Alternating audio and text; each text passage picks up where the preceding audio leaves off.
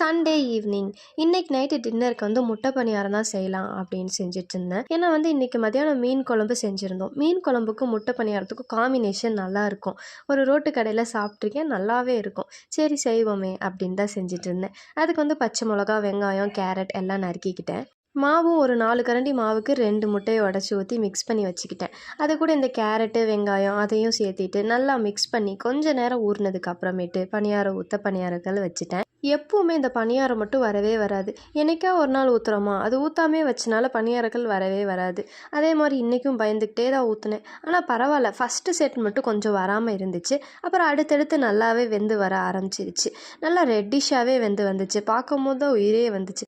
இப்போ பணியாரம் வரலைன்னா தோசை ஊற்றணும். சரி இதுலேயே முடிஞ்சிருச்சு அப்படின்னு ஒரே சந்தோஷம். அப்படியே பிளேட்டிங்கும் பண்ணி கொண்டு போய் ஹஸ்பண்ட்டை கொடுத்து வேலையும் முடிச்சாச்சு. மீன் குழம்பு, முட்டை பணியாரம் காம்பினேஷன் சூப்பராகவே இருந்துச்சு. ட்ரை பண்ணி பாருங்கள். இதோட இன்னைக்கு vlog முடிஞ்சு. பிடிச்சிருந்தா லைக் பண்ணிக்கோங்க, சப்ஸ்கிரைப் பண்ணிக்கோங்க. டாடா.